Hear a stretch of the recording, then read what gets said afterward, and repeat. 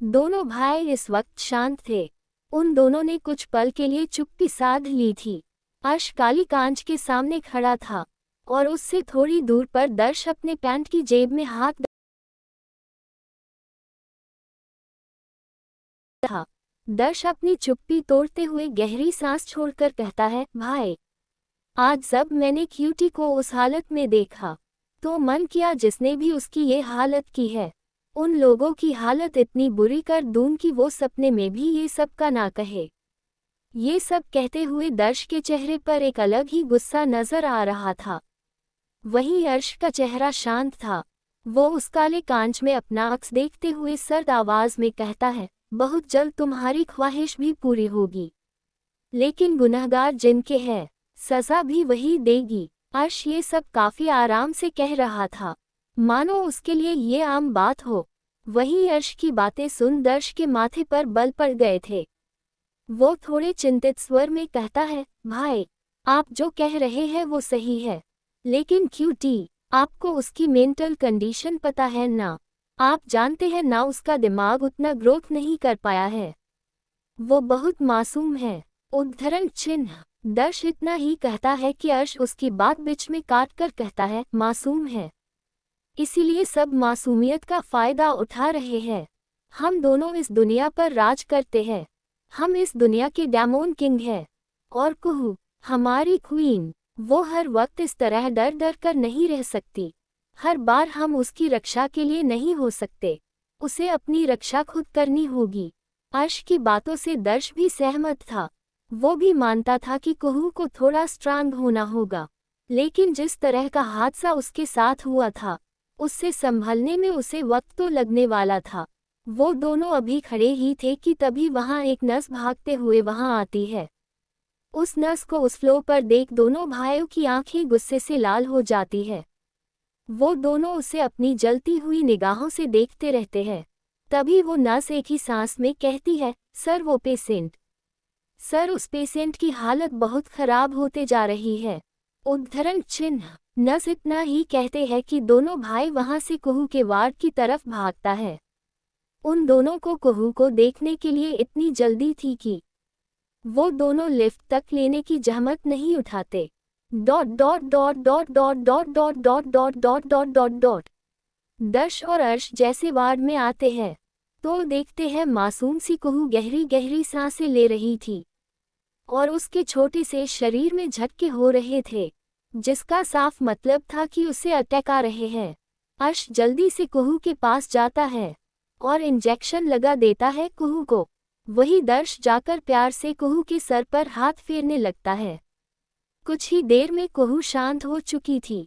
अर्श एक नज़र मासूम कुहू को देखता है, उसके बाद अपने जेब से फ़ोन निकाल सर्द आवाज़ में कहता है, जॉन, मुझे कुहू की 6 महीने की सारी डिटेल्स चाहिए और ये भी पता करो कि काकी कहाँ है। हर एक चीज़ पता करो, कुछ भी छूटना नहीं चाहिए। उद्धरण चिन्ह। इतना कह अर्श फ़ोन काट देता है और जाकर कुहू के दूसरी तरफ बैठ जाता है और कुहू को देखने लगता है। कुहू का मासूम चेहरा मुरझा गया था। उसके गालों पर हल्के हल्के नाखूनों के निशान थे, गले पर भी निशान थे। दोनों हाथों में पट्टी बंधी हुई थी, साथ ही सर पर भी पट्टी थी।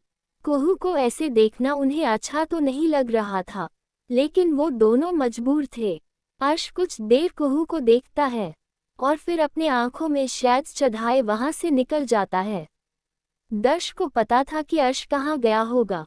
वो गहरी सांस छोड़कर कहता है, आज फिर किसी की मौत आई है। दर्दनाक मौत। उद्धरण चिन्ह। इस वक्त उसके होंठों पर डेविल स्माइल आ जाती है। वो प्यार से कुहू का माथा चूमता है और धीरे से उसका हाथ पकड़े वहीं बैठे रहता है। अर्श की कार एक खंडहर नुमा जगह पर आकर रुकती है। वो बड़े रोब से कार से उतरता है और लंबे लंबे डग भरते हुए उस खंडहर के अंदर जाता है।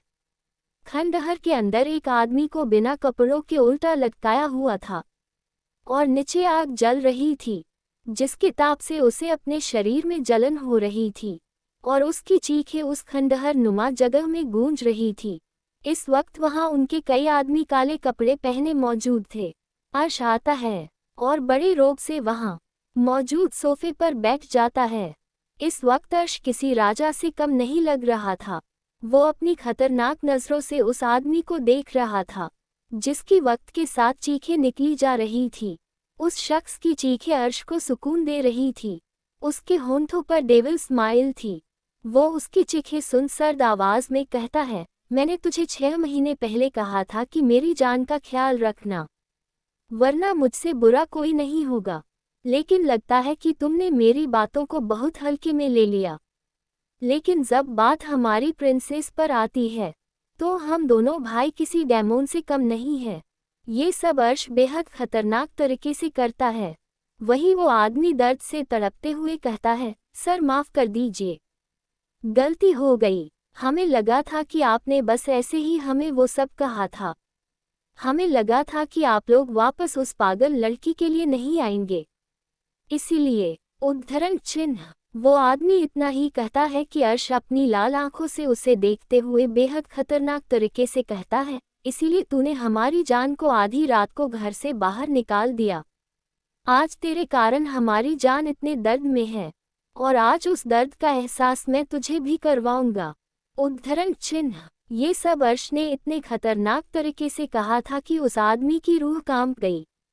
वो बार बार अपनी जिंदगी की भीख मांग रहा था, लेकिन जो तरस खा जाए वो अर्श रायज़ादा कहाँ हो सकता है। अर्श उस आदमी को नीचे उतरवाता है और अपने एक आदमी से कुछ लाने को कहता है, जिसके बाद उसका एक आदमी एक कांच की बोतल लेकर आता है जिसमें से धुआं निकल रहा था। ये देख वो आदमी डर जाता है और जोर जोर से चीखने चिल्लाने लगता है। तभी अर्श अपने हाथ में ग्लव्स पहनता है और उस बोतल को अपने आदमी के हाथ से ले लेता है। फिर धीरे धीरे उसके प्राइवेट पार्ट में गिराने लगता है, जिससे उस आदमी की दर्द भरी आवाज़ें निकल रही थी, जिससे अर्श को सुकून मिल रहा था। कुछ ही देर में सब शांत हो जाता है। वो आदमी अधमरा हो जाता है। रात के कुछ 2-3 बज रहे होंगे। दर्श इस वक्त एक प्राइवेट लग्जरियस वार्ड में कुहू का हाथ पकड़े बैठा था। उसके आंखों में नींद का एक कतरा भी नजर नहीं आ रहा था। उसकी हालत इस वक्त कुछ इस तरह थी जिससे ये कह पाना मुश्किल था कि क्या यही दर्श रायज़ादा है जो दुनिया पर राज करता है। एक वर्ल्ड फेमस गाइनोलॉजिस्ट जिसने कुहू जैसे अनगिनत केस सॉल्व किया था। शायद अब तक उन दोनों डेमोन भाइयों ने न जाने ऐसे कितनी पीड़िता का इलाज किया होगा जो किसी दरिंदे की हवस का शिकार बनी थी। लेकिन तब उन्हें रत्ती भर भी फर्क नहीं पड़ा था, क्योंकि उनके लिए वह लड़कियां बस एक पेशेंट थी। लेकिन कुहू तो उनकी जान है, जिस पर वह दोनों अपनी जान तक न्यौछावर करने को तैयार रहते हैं और किसी की जान लेने से पहले एक बार भी नहीं सोचते हैं। इस वक्त दर्श की आंखें लाल थी, मानो कुछ ही देर में उसकी आंखों से खून निकल आएगा। इस वक्त वह एकटक मासूम सी कुहू का चेहरा देख रहा था, जो इस वक्त मुरझाकर सफेद हो चुका था। उसके पतले होंठ भी शांत थे।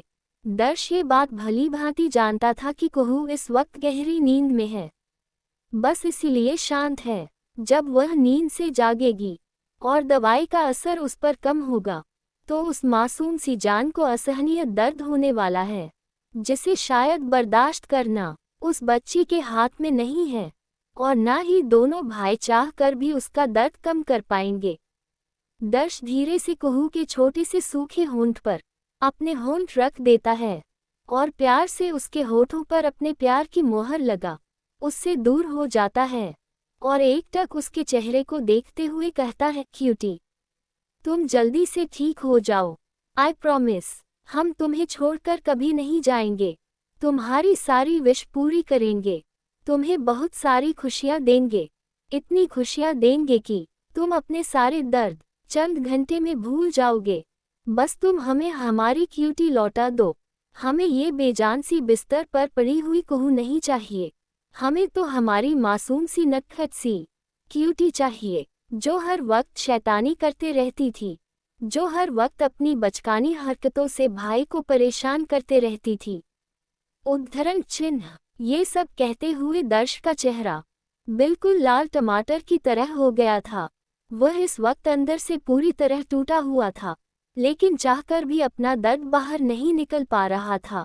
कुहू उनके लिए क्या थी ये तो सिर्फ वही दोनों भाई जानते थे, क्योंकि वह दोनों एक अनाथ थे, जिनके पास परिवार के नाम पर बस कुहू थी, जिसने उनकी बेरंग जिंदगी में आकर खुशियां बिखेरी थीं, वरना कहाँ वह दोनों खुलकर जिंदगी जिया करते थे। उनके लिए तो उनका काम ही सब कुछ था। दर्श अभी प्यार से कुहू को निहार ही रहा था कि तभी वार्ड का दरवाजा खुलता है, जिससे दर्श का ध्यान दरवाजे की तरफ जाती है, जहां इस वक्त अर्श खड़ा था और उसके पूरे चेहरे पर खून के छींटे साफ नजर आ रहे थे। साथ ही साथ उसके कपड़ों पर भी खून के निशान साफ नजर आ रहे थे। इस वक्त अर्श बेहद खतरनाक नजर आ रहा था। उसे अगर इस वक्त कोई देखता तो यही कहता कि यह कोई डॉक्टर नहीं है, बल्कि मौत का देवता है, जो लोगों के प्राण खींचने के लिए बना है। अर्श को इस हालत में देख दर्श ज्यादा रिएक्ट नहीं करता, मानो यह उसके लिए आम बात हो। अर्श अपना ब्लेजर खोल वही डस्टबिन में डाल देता है, उसके बाद वॉशरूम की तरफ बढ़ जाता है। अर्श के वॉशरूम में जाने के कुछ देर बाद ही पानी की आवाज आने लगती है, जिसका साफ मतलब था कि अर्श इस वक्त नहा रहा है। दर्श प्यार से कुहू का हाथ पकड़े हुए ही कहता है, देखा क्यूटी, भाई हमेशा तुम्हें डांटा करते थे और आज देखो उन्होंने तुम्हारे पहले गुनहगार को सजा भी दे दिया और मुझे बताया भी नहीं। लेकिन कोई नहीं, तुम्हारे असली गुनहगारों के लिए तो मैं तो एकदम अलग तरह का टॉर्चर ढूंढ के लाऊंगा और ऐसा टॉर्चर करूंगा उन्हें कि लोगों की रूह कांप जाएगी। लेकिन सबसे पहले हमें हमारी जान को स्ट्रांग जो बनाना है, ताकि तुम्हारा अतीत तुम्हारे सामने आए तो तुम्हारे चेहरे पर डर नहीं, बल्कि तुम्हारे अंदर गुस्सा और आक्रोश भरा होना चाहिए। उद्धरण चिन्ह। ये सब दर्श अपनी सर्द आवाज में कह रहा था। वही मासूम की कुहू दवाई के असर से गहरी नींद में सो रही थी। वह दर्श की बातें नहीं सुन पा रही थी, लेकिन फिर भी दर्श उससे बातें कर रहा था। 6 महीने उन्होंने बिना अपनी प्रिंसेस, अपनी जान के कैसे गुजारा था, ये सिर्फ वही लोग जानते थे। उनके लिए एक एक मिनट कितना भारी था ये शब्दों में बयां नहीं किया जा सकता। जैसे उनका काम दुबई में खत्म हुआ, उन्होंने वहां एक पल भी रहना सही नहीं समझा और अपने प्राइवेट जेट से भागकर इंडिया आ गए। उनकी आंखें तरस गई थी कुहू को देखने के लिए, लेकिन उन्हें क्या पता था कि जिस कुहू को देखने के लिए वे लोग तड़प रहे हैं, उसे तो उन दरिंदों ने मार दिया। उसकी मासूमियत, उसका बचपना उससे हमेशा हमेशा के लिए छीन लिया और उसे एक जिंदा लाश बनाकर छोड़ दिया। अर्श इस वक्त शर्टलेस सावर के नीचे खड़ा था। उसने इस वक्त बस अपनी पैंट पहन रखी थी। उसकी दोनों आंखें बंद थी और उसने अपने हाथों को दीवार पर टिकाए पानी को अपने शरीर पर महसूस कर रहा था। इस वक्त अर्श के अंदर एक तूफान उमड़ रहा था। उसे रह रहकर बस उस आदमी के शब्द याद आ रहे थे, जिसे वह अभी अभी सजा देकर आया है। अर्श को इन सब में अब खुद की गलती नजर आ रही थी। उसे लग रहा था कि अगर उसने कुहू को किसी अनजान के भरोसे न छोड़ा होता, तो आज कुहू के साथ ये हादसा नहीं होता और उनकी कुहू अभी भी पहली वाली कुहू बनकर रहती। अर्श गुस्से में दीवार पर एक पंच मारता है, जिससे दीवार में मौजूद टाइल्स में दरारें आ जाती है, लेकिन ये भी अर्श के गुस्से को शांत नहीं कर पाती।